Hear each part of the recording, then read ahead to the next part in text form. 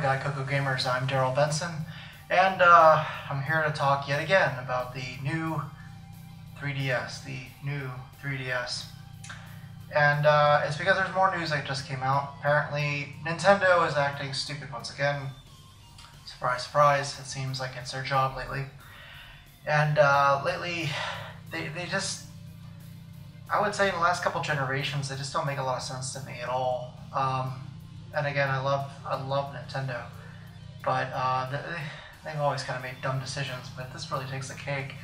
So it turns out that the new 3DS, in order to go ahead and insert an SD card, you need to go ahead and take off the back plate, which, okay, easy enough. But then you need a specialized screwdriver in order to go ahead and take off the pieces that you need to access where the SD card is.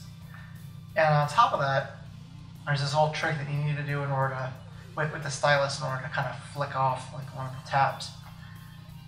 And I can't imagine it's piracy because, I mean, pirates are going to easily not be deterred by that.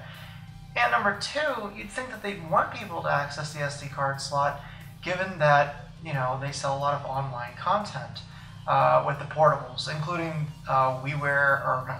Virtual Console and the like. So what I can't seem to figure out either is one of the reasons why they're not going ahead and giving people an AC adapter is because they're assuming that you're going to go ahead and already have a 3DS and just trade on in.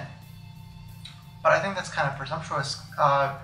Right now, you're allowed to have your account logged into more than one 3DS. However, with the new 3DS, you can only have it hooked into one system at a time, your username, which basically means that if you've had more than one 3DS in the past, well, say goodbye to that.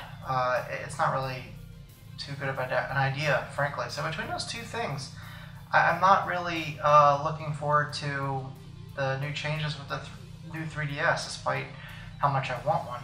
I will say this, as far as good news goes, there have been a lot of petitions and a lot of people really hoping to get Nintendo's attention via phone calls, etc. online since I did my last video, and people are letting it, you know, kind of know that they want the smaller 3DS, the smaller new 3DS, and that many people, just like I said in my last video, which is kind of comforting to see that people share my opinions, is that many people bought the 3DS XL simply because of build quality, not because of size. So we'll see if they listen on that, but at the very least it is kind of weird, because frankly, I think Nintendo needs to start, and Sony needs to too. Sony and Nintendo really need to start paying attention to the mobile market. Now don't get me wrong, I hate mobile gaming, but you know, as much as it kills me to see really nice CG, you know, graphics with a commercial done for some stupid puzzle game on an iPhone, or one of the plethora of strategy war type games that are on the iPhone.